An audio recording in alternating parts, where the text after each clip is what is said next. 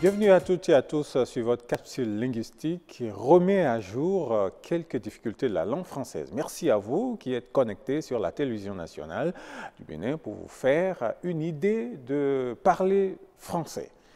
Justement aujourd'hui, cherchez la petite bête. Je ne vois pas de quelle bête il s'agit, mais tenez-vous tranquille, nous n'avons pas besoin de rechercher la petite bête parce qu'il n'y en a même pas.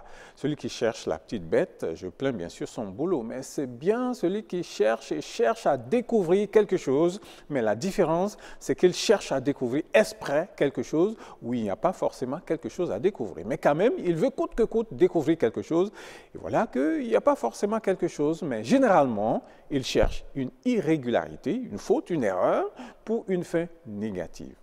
Vous avez fait une gestion d'une entité, par exemple, et parce que votre supérieur hiérarchique veut vous accuser de rage, c'est une expression qui veut dire qu'on cherche forcément à vous coller quelque chose. Puisque le supérieur hiérarchique, donc, veut vous coller quelque chose forcément pour justifier votre limogeage, ils mettent une commission d'enquête, par exemple, avec pour mission de retrouver quelque chose pour vous condamner. On a un objectif morbide qu'on veut assouvir et pour bien sûr l'assouvir, il faut trouver une irrégularité, une faute ou quelque chose pour conforter son objectif. On dit donc que vous recherchez la petite bête. C'est exactement comme on peut dire chez nous que vous recherchez pou sur la tête de fourmi.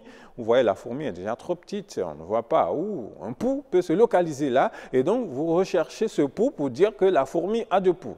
À l'origine de cette expression, vous savez, l'insecticide était déjà une denrée exceptionnelle et relevait bien sûr du mystère. Comment peut-on pulvériser un gaz et tuer que des insectes, pour ne pas dire les petites bêtes, et que les hommes n'aient rien en respirant ce même gaz? Donc tout le monde voulait en avoir. Et comme le produit était rare, on le pulvérisait gratuitement dans les zones ou dans les chambres où on y trouvait des insectes dangereux, comme les scorpions, par exemple, les cafards, les cancreux là. Bref, ces petites bêtes-là.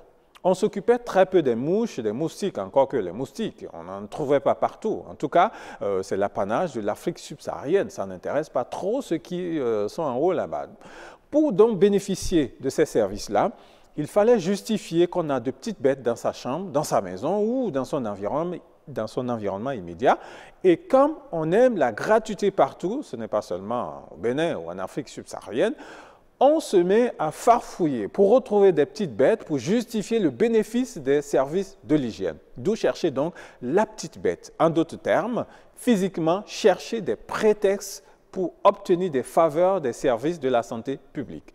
Chercher la petite bête, donc, entre-temps, est passé du pluriel au singulier et aussi du sens propre au sens figuré et veut dire chercher coûte que coûte une erreur pour justifier quelque sanction qu'on veut infliger à quelqu'un. Bravo donc à celui qui trouve la petite bête pour supprimer votre émission. Non, ça ne risque pas d'arriver.